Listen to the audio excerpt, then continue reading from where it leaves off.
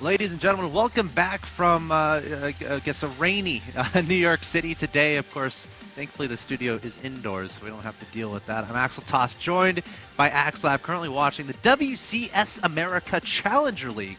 And we are 2 matches down today. Let's take a look at that bracket, of course, so you guys understand what exactly is going on. Of course, the winner of each of these brackets advances to the Season 2 Premier League. And we already got plenty of results there. Kapoch versus Nestea, Puck versus Suppy, Holt versus Tasia. The STC awaiting the winner of XY and the Muslim. Of course, we got another half of that bracket where we have Top versus Apocalypse, Major versus Violet, Scarlet versus Jim, and Sen awaiting the winner of this next match. State versus TheOgnis. Of course, both these players, very, very good players from the Americas. State recently got 2nd place in the STARCRAFT Invitational. Yep. He's also placed very highly in last year's WCS of North America. A very well-rounded Protoss player, very mechanically focused. Coming up against TheOgnis, who's I would say is a similar style of player. TheOgnis is, favors mechanics over creativity. He just took out Jaedong 2-0. Yes. In the first round. An amazing performance by him. Some of the best TVC I've seen coming out of the Americas. I'm really excited to see TheOgnis' take on TVP because what's really cool about his TVZ style, it wasn't like he caught Jaedong off guard with some crazy builds or like some wonky all-in rushes. He just played insanely solid TVZ, but he put a twist by going more factory heavy. Obviously, a lot of people say mech's not great against Zerg's Terran, but TheOgnis said, you know what, pure mech, yes, maybe weak to Sormos, Right. but why do you have to go 12 barracks, 1 factory?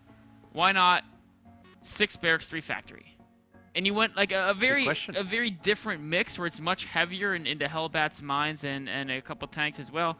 And it was very effective, and it was a beauty to watch him control the variety of units that he threw at Jaedong. Honestly, both of these players are 2 of the guys that are extremely good American players, and I feel like they're both on the verge of breaking out. And it's a little bit unfortunate that they have to play each other. They were teammates on Quantic for a good year. They were when I was on Quantic, I became very good friends with both of them. So, it's an interesting development as far as they practiced a lot together. They were in the Quantic team house in California together. So I have to see how that affects these matches. Of course, I was asking them to say some trash talk in the lobby. I asked very nicely, but they're like, nope. And they're like, we love each other. And they held hands, and I got a little bit creeped out. But they're both in the lobby, and I'm going to ask if they're ready. It's going to be State versus TheOgnis, a best of 3 to decide who's going to advance on to play Sen. And of course, the winner of that best of 3 gets into Premier League of Season 2. And it looks like State is ready. TheOgnis is ready. Let's do it. First map's Daybreak. So, talking about State looked very, very good at Protoss First Terran in STARCRAFT Invitational. Of course, the finals of that were a little bit lopsided. That was his PVZ. Throughout the rest of the tournament, his PvP and PvT looked insanely strong. So TheOgnis is going to have a very tough opponent, but I don't think TheOgnis is worried about tough opponents after taking out Jaedong 2-0. Yeah, definitely took a lot of people off guard. Of course, TheOgnis is really good. And I don't know if a lot of people actually realize that, but again, both of these guys are super good. They can take a match off of anyone. I'm very comfortable saying that. I think we actually had State. State was in a group with Violet, Scarlet, and Oz. And State went 2-1 against Oz.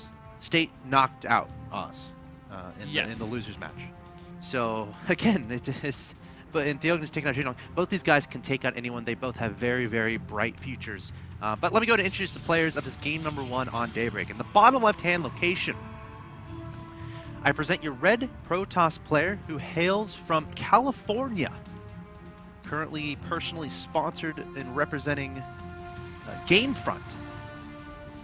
He took out Drunken Boy 2-1 to get to this point. He is State. 2nd place in STARCRAFT America, which happened here at the MLG Studios last week. His opponent in the top right-hand location of Daybreak is your blue Terran player representing Team Root Gaming. Took out Jaedong 2-0 in the first round of the Challenger bracket. He is TheOgnis.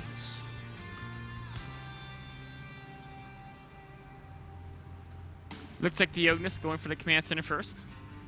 which is basically his trademark. TheOgnis is always going to get command centers as fast as possible. He reminds me a lot of Major too. He does. And they were teammates for a good amount of time. Sorry. They were. They're very, very similar players. There'd be a few minor differences in that. I think Major, I would say he's even more focused on macro, but TheOgnis is a little bit more on top of positioning and playing through the mid-game compositions and approaching the late game more strategically sound, whereas Major is just an absolute machine as far as just cranking out units and just throwing them at his opponent until they can't take it anymore. State, on the other hand, he likes to play very late game focused often as well, but instead of really focusing on macro, he's really more of a micro based player. Similar to how we saw Puck play, State really loves to utilize, a lot of storm play, as well as, of course, Colossi and force field positioning. Yeah, honestly, I wouldn't be surprised at all to see these guys really set up, for the mid game, entering into the late game, like we kind of saw in game 2. Actually, kind of both games of the last series between Neve and Puck, where both were willing to take it to the mid game, willing to take it to the late game, because it's always going to be a risk whenever you're going for those early crazy strategies of, like, I don't know, proxy Stargate, or crazy fast warp prism drop, or rush ZTs, or, like, from Terran point of view, going for very fast drops, very fast barracks aggression on a 2-basing Protoss. There's a lot of risk involved. So I feel like these players are going to be respecting each other a lot and going to be happy pushing it to the mid game. State Zeld is a little frustrated. The SCV escaped his claws, so he's taking out his frustration at these poor, innocent, destructible plates here. He gets so mad. He's like, "Gosh, I have to kill something. Come here, probe." And then State's like, "No, don't kill your own guys. There's some rocks over there. Why don't you kill those?" And if he's still not feeling back to normal, there's also some destructible rocks that are pretty close by that he could start attacking. Plenty of targets. Yeah. In fact, he's searching out more right now, checking out that third base location. He's trying to find where that SCV is. In fact, he spotted now the Stalker covered other entrants, taking out that scouting SCV. Oh, nice. A very important move for State, because TheOgnis doesn't know if he expanded or not at this point, which is really important for a Terran player to know. Yeah, of course, we were talking about how they, show respect for each other. But, it's still StarCraft 2. Anything can happen, so you've got to be sure you're aware of the existence or not of that main base. So, he hasn't seen the natural. TheOgnis might decide to scan, but he might just think his build is safe enough where he's going to be okay. But he's sending another SCV. Actually, that's a Marine going across the bottom of the map. Looking for proxy pylons, looking for any units across the map. So you can obviously prepare for an impending all-in of sorts. Always very important to have vision outside your base. So notice how TheOgnis has one Marine outside the third base, one Marine on top of the ramp by his natural. And the purpose of this is that if he sees a bunch of gateway units coming up, he can quickly either abandon a natural, if it's a very committed all-in, or if it's just some pressure, he can get SCVs out to repair that bunker ahead of when the units actually start engaging. So even having a 2 to 3 second heads up before your opponent attacks you can make a huge difference. TheOgnis taking appropriate measures to make sure he has the warning time. Even adding a Reaper at the 7-minute mark, and that's unusual. I really like it. It's like, yes, I could scan, but a Reaper is cheaper, and it'll scout actually more than a scan will, right? Most likely. Scan can only be one location. Reaper can scout many locations. Of course, State has 3 sentries at his front door, but the Reaper just running by them. 2 Stalkers here now. 3 means that Reaper is going to die fairly quickly. I think there's a little bit of friendly fire on the Stalker, but he is able to see the Robo, so he should have a good idea what's going on. Obviously knows about the existence of his opponent's natural expansion. We see Twilight counts are going down here for State, which is actually a little bit interesting because he has no forges, it looks like. So either a fast blink or potentially Dark Templar? Yeah, this is very interesting play. It's almost like, okay, you scouted 3 gateways in a Robo, which signifies a standard conservative opening. We saw Puck do it twice. It's the go-to PvT. And it's going to be like a delayed DT build. Could be really interesting. It also could be some type of crazy Storm Rush. But I would actually almost really like to see a delayed DT opening because, okay, it is going to be Blink. In TVT, you see those delayed Cloak Banshees sometimes be insanely effective, but you don't really see delayed DTs in PvT as much. Yeah. You see them either like early game, or you see them like, oh, I might as well get them. I have a bunch of money. I'm on 3 bases. But it's type of 2-base DT play, I haven't really seen it yet. And maybe there's a really good reason for that because State's not going for it out. They're just getting Blink out very fast, getting the forages after the blink upgrade. This is very reminiscent of the way Huck plays this matchup. Yeah, of course, having Blink on the Stalkers gives you so much flexibility as far as, being aggressive, taking out stray medevacs, and dealing with drop play. And drop play, of course, is very difficult to deal with from a Protoss perspective in Heart of the Storm because of that Ignite Afterburner's ability. If the Terran is absolutely relentless with drops, it can be very difficult. So a lot of Protoss players like getting Blink to potentially deal with that. Now, a potential weakness here is Blink Stalkers aren't very good in a straight-up fight, especially if their backs are against the wall. So pushes like this can be a little bit dangerous, but with all these sentries, with the ability to force feed, photon overcharge available, I don't see this being too much of an issue. The first attack can definitely be warded off with force fields and photon overcharge, as well as, of course, the Stalker count. If TheOgnis can avoid losses, though, perhaps the secondary invasion could be a little bit problematic. He's going to come in right now. He's actually going to fight even with photon overcharge. It's a little bit surprising. I think he should back up here. Yeah, he's kind of donating to some Marines here. Almost able to kill a single And cell. again, the Stalkers can pursue if they want. They have Blink, but you gotta be careful because it's like the difference. If like TheOgnis has 2 less Marauders there, maybe you blink in, but it's a very hard call to make because you also don't know what kind of reinforcements are behind. So State playing very safe in that situation, able to fend off that aggression nicely. Now, TheOgnis wasn't trying to kill his opponent by any means. He has a 3rd base down behind this. He's continuing with his upgrades. Just trying to apply a little bit of pressure and get a sense of his opponent's unit composition. And, if you're forcing your units to, if you're forcing your opponent to be at his natural expansion, warping in units, that means their 3rd is going to potentially be delayed. And you're potentially delaying their tech a little bit if they're trying to invest in defending against your attack and maybe delaying like a 2-2 or delaying a, thermal lance, something like that. It's also important to note that State used a lot of force fields in that engagement, so his sentries are very low in energy, which means that the kiting of the bios can be very difficult to combat. All right, so the next step for both these two players looks like there's a scan looking for an observer. I think he nabbed it in the middle of the map there, which is so important. And we saw actually State made 4 observers in total, so he's down to 3. So he's going to have a vision of this top side of the map. And this is very important, especially on Daybreak when your mate and 3rd are so far away from each other. You have to be able to identify where your Terran opponent is. That being said, though, even though the observer's there, State having to cancel that 3rd, which is something you never want to have to do. So look for State to really be on top of identifying where exactly his opponent is. So TheOgnis is on their retreat. The Stalkers are chasing. He could turn around, but of course with the blinks they can escape. Actually, one of those Stalkers, Mega Cock Concussor Shells, is going to slow it.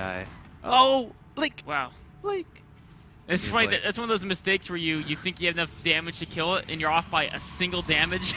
Yeah. And so you move your guys back when you assumed that you were going to kill, and you didn't. A little bit unfortunate there, but 1 Stalker in the grand scheme of things, not the hugest deal. TheOgnis sticking with upgrades. He's also making Hellbats, which is always nice to see because they're pretty good. Yeah, they're good units. And he's just progressing up to a fairly standard game. The one thing he's going to have to be careful of is the Templar Archives is underway for State. And if TheOgnis, he may not suspect it because he's seen a lot of Stalkers. He's seen Blink. He's seen a Colossus. That's a lot of gas expenditure. It's very difficult for Protoss to also get Storm. But State is somehow trying to afford everything. Could be a timing here where Storm isn't out yet, where TheOgnis can get a lot of damage done. There's a lot of Vikings coming forward, Marines and Marauders coming forward as well. Storm's still not started. In fact, State just invested into a High Templar and has not started Storm. So he might be just intending to rely on feedbacks and Archons here, but that means this timing is going to exist where State isn't going to have High Templars. And the Vikings can't take advantage of a position right in between the natural and 3rd. There's some high ground there to try to take down Colossus. Stalker's overextending a little bit, going to try to back away. The Photon Overcharge is not here on this Nexus just yet. I'm not sure how much that would actually matter. The Archon tried to target down the Vikings, but TheOgnis, he's up 175 to 121. State might be in a little bit of trouble here. So many Terran units here. Time Warp goes down, but TheOgnis says, you know what, I don't really want to retreat anyway. We'll stand our ground and fight. The Nexus is very low. That could be focused down. State's trying to push forward to protect it. Oh no, the Nexus so low on health. TheOgnis switching some target fire to take down the Colossus. The Stalker's blinking away. The probe's like, wait for me. And TheOgnis taking out his opponent's 3rd base, and there's the GG. Whoa, that escalated quickly. It ended quite quickly. You know what was really huge there? State invested so much in Blink Stalkers, and he wasn't able to pick off a lot of medevacs. And that's something we've seen before. If a player invests in, I think maybe about 12 to 14 Blink Stalkers, if you're able to be so active with them, kill 2, 3, 4 medevacs, pick off Vikings, then when the Terran tries to push off, they don't have medevacs or Vikings. With some force fields, you can defend this push. But if you spend that much money into Stalkers, you're not that good in this direct battle. Right. And TheOgnis did such a great job of every engagement that even when he retreated, he would use Ignite Afterburners to keep the Medivacs behind Bile. And we saw, even at the start of that engagement, the Stalkers tried to move forward to pick off a Medivac. Yes. They weren't there. Yes. Never once did TheOgnis leave any Medivacs or Vikings exposed.